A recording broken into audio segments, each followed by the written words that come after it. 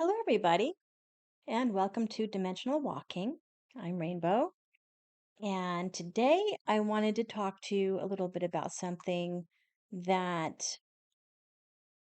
is important to look at in maybe a different kind of light. Today I'm going to be talking about attachments, but I want you guys to look at attachments in a positive and negative light. It's not like we always think of attachments as something negative. And so there are some that I have come across that aren't necessarily negative. It just depends on what happens when there is the attachment and what the purpose of the attachment is for. So when I was in Egypt, I definitely had an attachment on me. Now, I had alien interaction as well. So I could say I had a little bit a variety of things happening to me. But the attachment that I had to Egypt was something that was in my inner core because I have had many lifetimes in Egypt. And I know there's many people who go to a place where they feel like, wow, this is my place, this is my home, this is where I belong. And that's kind of how I felt about Egypt. What I didn't understand up until the point I went to Egypt is how many lifetimes I had there. So I have this attachment to Egypt to the point to where once I understood that, I remembered different lifetimes that I had. And not only that, I had an experience where I had a past memory that came where I actually worked with another dancer and we created a dance play about it. So those kind of attachments aren't bad. It's just a connection to a past life, something, but the location of that place. I went to Paris and um, I had, everybody loves Paris. I just didn't, I didn't. I had past lives there where it was horrid. No, I don't have the attachment to Paris, France, but what I'm saying is that when a place is so intoxicating to you and it's just makes you so emotional, you know that there's something there. Now, another attachment here, and I just kind of went willy-nilly down this list so that you guys can kind of understand what I'm talking about. The next one is the shadow or the entities that attach to people. Now, I always feel that shadow people and entities who attach to specific families or specific person, that there is something that they're not only just attracted to, but there's a source or something that they're trying to get something from them.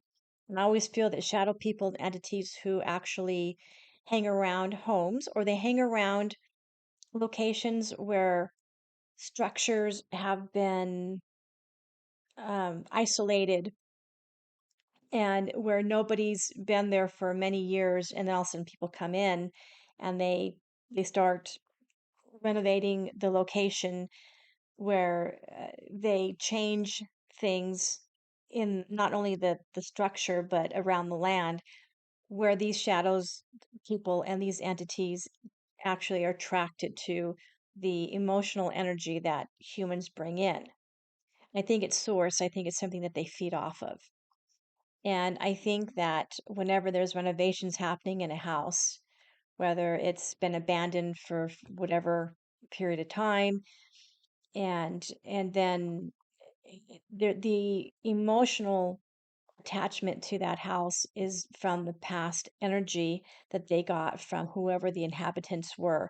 So shadow entities, shadow people, or other entities that come into these specific homes and attach themselves to specific people can kind of feed off of and create more drama so they can have a continual feast of emotions to to survive on.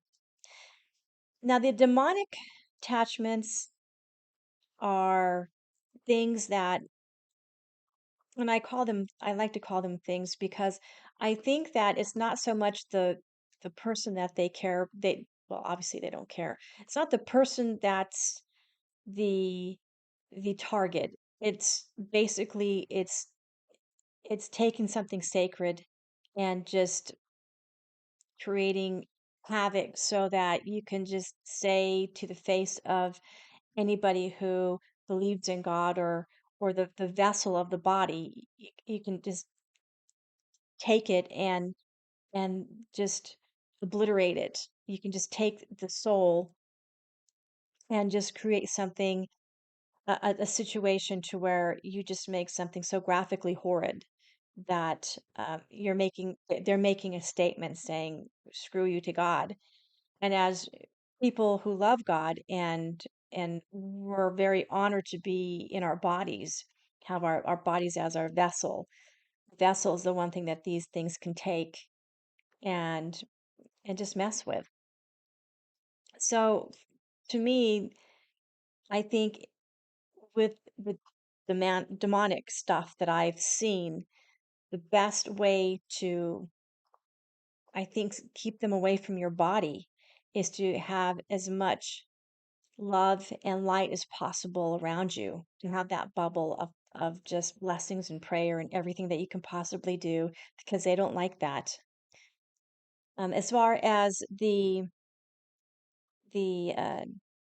other aspects of the demonic attachments, I think that it's not just denouncing that they have any power, it's actually living your life in a way to where you're saying in how you live your life that um, light and love is the way to go.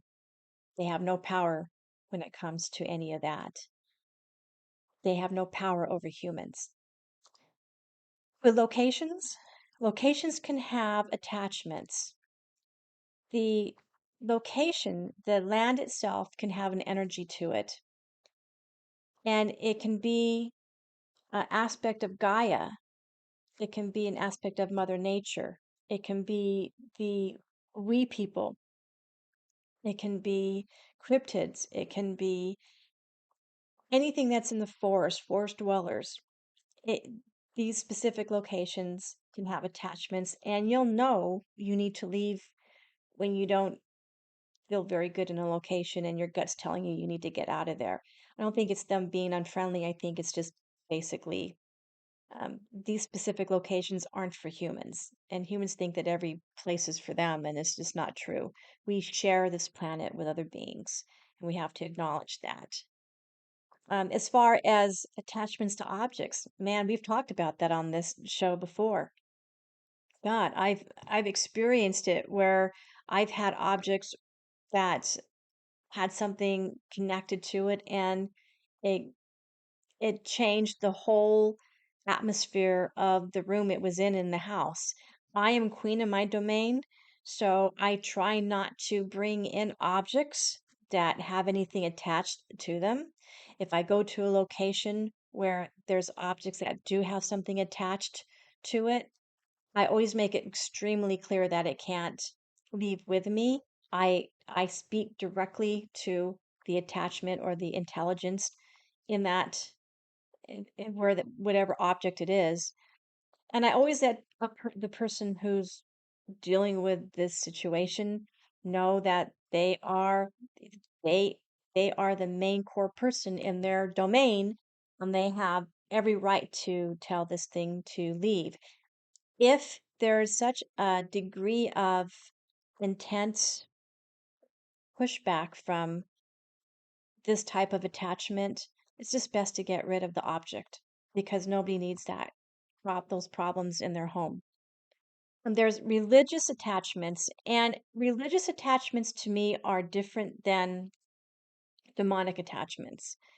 And the religious attachment that I have seen is when people actually become so entranced with their religion that it can become something that defines them, and it can get in the way of, I think, the relationship with God, because to me there's like direct source from us to God. And if you have a religion, I think that's fantastic. But I have seen religion get in the way of people's relationship with God. I mean, my parents were an example. They were devout Catholics, and they went to church every week, every weekend, and they gave to the church. And and I noticed that they were so defined by being a Catholic that when I did ask, I said, "Are you a Catholic or do you believe in God?" They said, "That's the same thing." I said, "No, your Catholic religion you support financially. Your belief in God is something that's just free, that's inside you, that you just have." And we had a tussle with back and forth conversation. So I think from religion, there can become the cults. And I think with the cults, people become very attracted to a specific person in the cult. That person can get in the way of the relationship with God. But that's just my opinion. And then there's past life attachments. And obviously, people who, like for me, when I went to Egypt, I had not really, I didn't know till I went to Egypt, and I had all these memories come back to me, all these memories. And no, I was not Cleopatra, not in the sense that everybody thinks. I think in many ways we are all Cleopatras, but in regards to Egypt, it was really about the ritual and the memories of the actually being there when history was being made, being there when the upheavals happened, being there when the pharaohs changed, when someone passed, and seeing how the daily life of Egypt, remembering all of that, that was amazing. And I think that we bring in the past lives into our daily life. And I think there can be attachments to specific locations, like I had said, but a past life attachment is when somebody is really connected to a certain point in history and they have detailed information on that. And for instance, I had a past life where I was not Jewish, but I was some other religion. I think I was probably, I don't think I was Catholic. I was probably Protestant or something like that. And I was actually uh, helping Jews get away from the Nazis. And I have a very intense draw to these people getting away from or hiding away from um, anybody coming at them. And I even had that a little bit in this life where I have to catch myself from hiding in the bushes as well. There's a lot of different reasons for that. Some of that is alien, but in this instance, I realized that I was hiding and I was helping these people get away from having to go to the camps. And I have a vivid memory of being shot in the back twice by a person that I had actually known. I knew their name. It was a man that I knew, and I was hiding in the back of a Jeep that had canvas, um, where I was hiding underneath the canvas with a bunch of, I think, ammo boxes. And they knew I was there, and so they pulled the canvas up, and I jumped out and I was running, and he said stop, and I didn't, and I got shot. And I had that memory. So I have a connection to World War II and to that aspect of my past life. And I actually even met the person who believes that they were the male that shot me, which is interesting. And then there's the human connection or the human attachment. And there's a human connection to that. And it doesn't necessarily mean that it has to be bad. Okay, so I don't think all attachments are bad. I think there's a human attachment, it may be because a human is looking for help. So, as an empath, we have to figure out if we go to a location or we live someplace. And if you go rent a room or buy a house and there's a soul there, you have to figure out kind of what's going on there. If they're more attracted and attached more to one person, there's probably a reason for it. It doesn't mean it's bad and it's negative. It just means that they want help.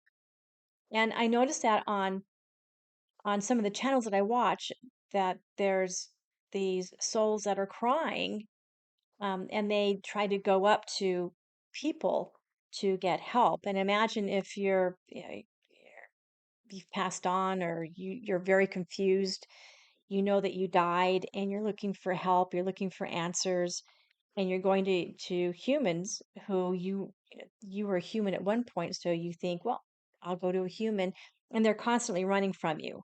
So when these different groups go into these haunted locations and they're constantly running away and freaking out, that has uh, that's kind of a residual effect with these spirits because it's just they see humans.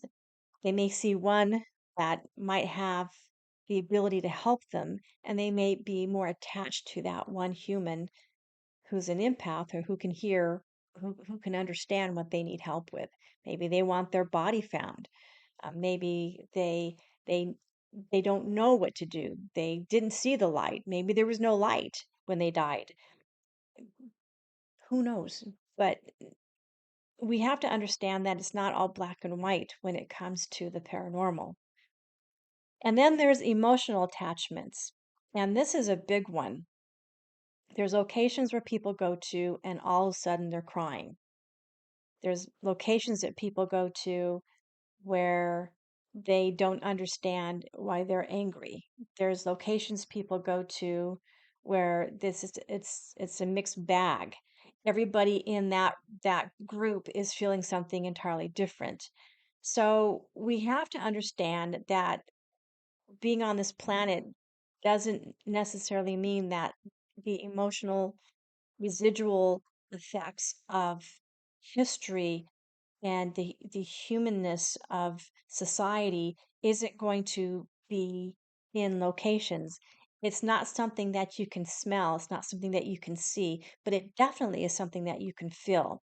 So there are emotional attachments that stay, I think, within the walls, especially if you have locations that are very old, that are made of granite, stone, whatever, they're and even in the ground as well.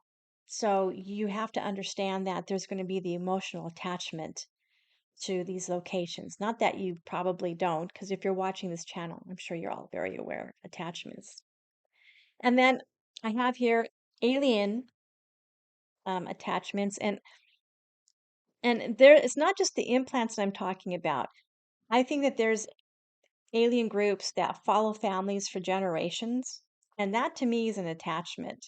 And I think my family is one of those families. Now, I think that there's hundreds of thousands of families that probably have alien groups watching generationally what they're doing, who's doing what, and what specific children from each generation are they have to figure out who they're going to probably abduct and take and do whatever like they did with my sisters and me. So it's not just this to me is maybe it's for research on their part, maybe not. I have no idea. But what I think is happening here is for their benefit, not necessarily ours, especially for the ones who are abducting us. And the next here, because I'm trying to go down this list to try to get this done, so um, uh, you guys can, we can go enjoy our day. So the next one is the Watchers, and I think that there are different groups, dimensional groups, not just aliens, not just the shadow people or anything else like that. I don't think just cryptids. I think there's a group called the Watchers that actually do watch what's happening on this planet. They watch the specific humans, and I just think that they're curious about what we're doing. I don't know if it's specific to any culture, but I do know that a lot of people talk about the Watchers, and I think that there's an attachment to humanity for this group. And then I even put in here AI, and I think AI is going to be something that we're going to have to contend with down the line. And I think that it's not just the attachment from the opposite side, it's our attachment to it. So attachments aren't just from something else that's attaching itself to us. It's us attaching ourselves to something else. So it's not always just a one-way street where we have to worry about something coming on to us and scaring us and freaking us out. Humans have to watch that they don't do the same thing. So it's a back and forth thing here, I think, with AI. I think down the line we're going to have to deal with us being careful about how attached we are to technology. So there you go. The different attachments that I wanted to talk about. So thanks for watching. If you have any comments and have any other attachments that you think I missed, because there's a lots of different attachments that we can talk about. And not all are bad. A lot here aren't good, but not all are bad. So take care. Thank you for watching this video, and I will see you all in the next one. Bye.